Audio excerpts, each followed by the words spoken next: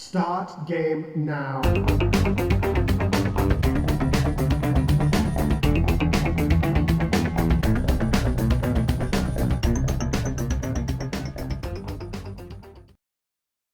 Welcome, retro fans, to another edition of the No Swear Gamer. Now, before I get started, I have a correction to make. Last episode, I reviewed my Pac-Man bank, but I incorrectly pronounced the company's name. I called it Tommy, and it's really Tomy. And I just want to give a shout out to Joe from the Retro League forums for correcting me. It's one of those words I've been saying wrong my entire life, and I didn't even realize it, but he's absolutely correct. Joe's great. He always has a story to share for any game that I review. It's like he's an encyclopedia of video game experience. But anyways, I'm going to try really hard not to make any more mispronunciations as we go on. So anyways, today we're going to continue our ABCs of Retro series with the letter U. Last time I gave you this hint. It is an NES street fighting game, and that's exactly what this game is. That's right, today we're going to review Urbane Champion. That's right, this is Street Fighter before Street Fighter even existed. And checking out the art, you can see that it is black box game, not a launch game. It came out in 1986, but it is a black box game, had that black box style to it, and the kind of cool pixelated art that is very retro, even though this one is nothing too fancy. You have two guys sharing a firecracker, evidently, and having some fun, and they look exactly the same, except one has Mario's pants and one has Luigi's. Anyways, let's go ahead and put Urbane Champion into our NES and see if it's any good or not. Let's roll that footage. Urbane Champion is from 1986 and is believed to be based on the Game & Watch game Boxing.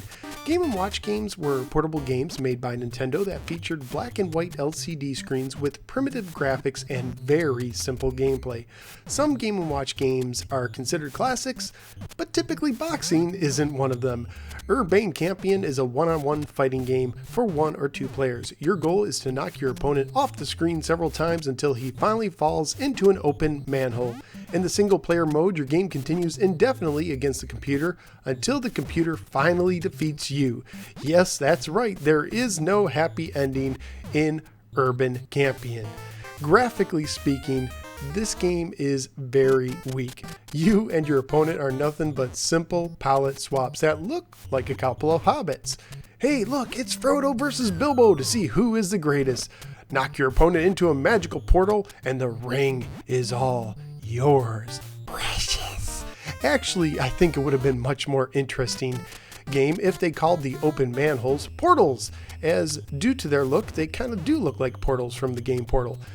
Background consists of simple street settings that basically stay the same from screen to screen with only slight changes.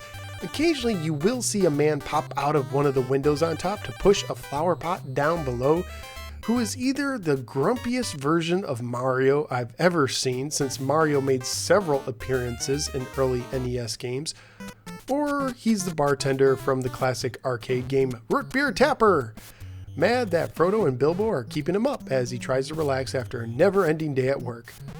Or maybe Mario is Tapper.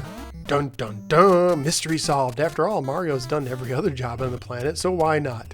When someone wins, another person appears from the top floor of the building to celebrate. It's either a blue-haired alien throwing Mike and Ike candies on you, or a woman throwing confetti. Have your pick. I'll take Mike and Ike's over confetti every day of the week. The music and sounds are simple and repetitive. There's not really much to them, but they do have a little bit of the early NES 8-bit sound charm to them. But as always, the gameplay is what matters most. Each round starts with a timer that counts down from 99, and you are given 200 stamina points that whittle away every time you throw a punch, get hit, or sneeze.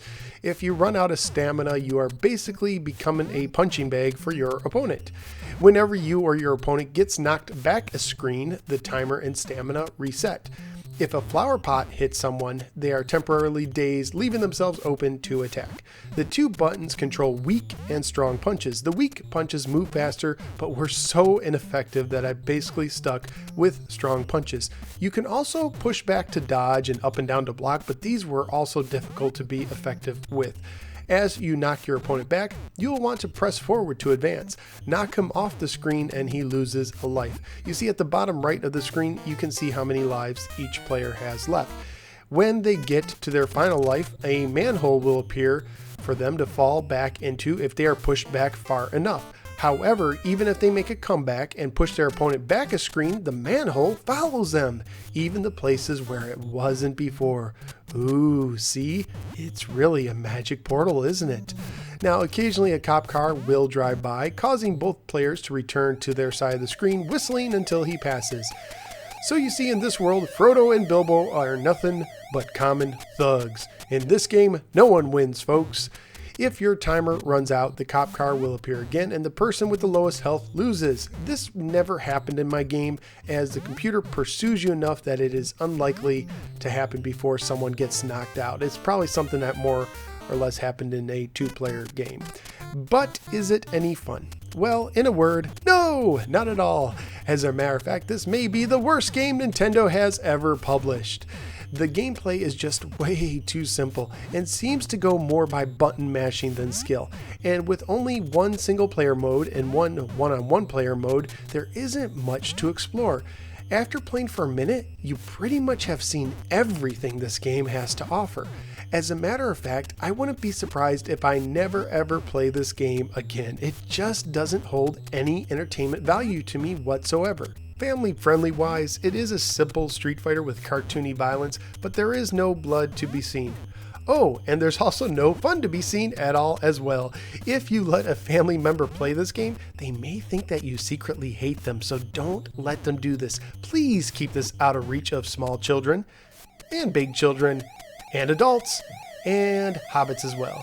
On eBay, loose copies went for between $5 and $10. However, complete copies were very rare, often going for about $100.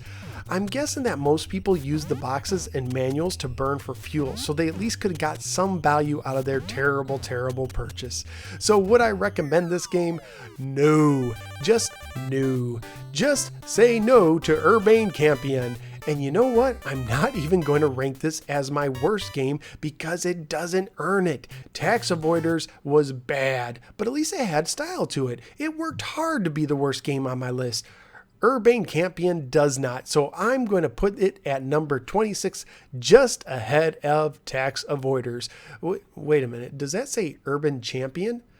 I guess I've been saying something wrong again. Well, no matter, a rose by any other name is still as sweet, and an Urbane Champion by any other name, it still stinks.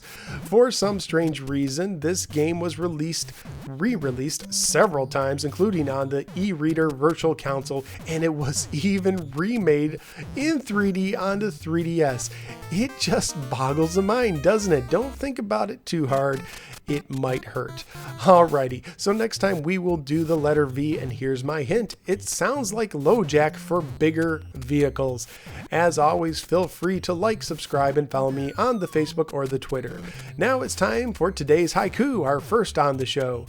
Urban Champion, it just makes me want to weep. Why, Nintendo, why? Thanks for watching, everyone, and I will see you next time right here on the No Swear Gamer.